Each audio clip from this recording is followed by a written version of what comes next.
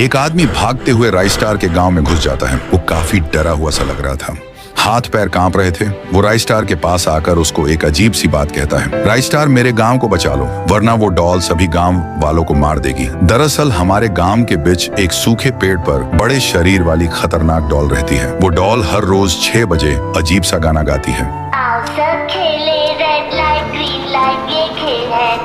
उस गाने को सुनने के बाद लोगों को उसी समय अपना सारा काम छोड़कर डॉल के पास जाना पड़ता है, जो कि वो सिर्फ एक गाना नहीं था बल्कि मौत का बुलावा था। जो भी इंसान डॉल के पास नहीं जाता था उसका सर कुछ ही पलों में टूट कर गिर जाता।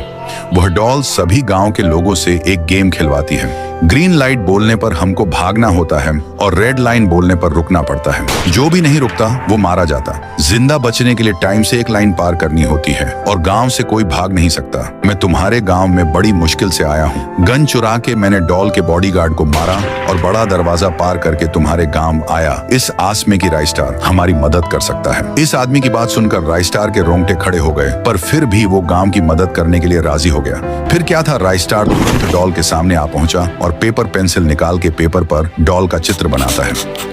उसके बाद एक बटन दबाने के बाद धीरे धीरे डॉल छोटी होती जा रही थी। कुछ ही पलों में वो चुब्बे जितनी साइज की हो गई। फिर राइस्टार डॉल को अपने हथेली पर रख के वहीं सूखे पेड़ के पास आकर उसको उसी पेड़ में कैद कर दिया। राइस्टार ने उसे श्राप दिया कि जो भी शख्स इस पेड़ पर पानी डालेगा तभी डॉल आजाद हो जाएगी। लोग डॉल कैद होने की खुशी मना रहे थे, मानो उनके दिल के अंदर का डर मिट गया। 2 महीने बीत चुके थे। गाँव वाले अब भी खुश थे, पर एक दिन एक छोटी बच्ची उसी सूखे पेड़ से होते हुए दुकान जा रही थी। तभी पेड़ में कैद डॉल बच्ची को कहने लगी, अरे बेटा कहाँ जा रहे हो, बड़े प्यारे हो। देखो बेटा, मैं पेड़ बात कर रही हूँ, अगर तुम इस पेड़ के ऊपर पानी डालोगे ना, मैं तुम्हें मीठे मीठे आम खिलाऊंगी। बच्ची डॉल की बात मानकर सूखे पेड़ के ऊपर बकेट से पानी डालती है। डॉल को जैसे ही पानी मिलता है वो वैसे ही अपने पहले जैसे साइज में हो जाती है। फिर डॉल पहले से ज्यादा बड़ी होकर पूरे गाँव को तहसे नहस करने लगती है। सभी घर जल के राख हो गए थे। सभी तरफ तोड़ फोड़ करके डॉल खुश हो ही रही थी कि तभी एंट्री होती है राइस्टार की। राइस्टार डॉल के ऊपर आके अपना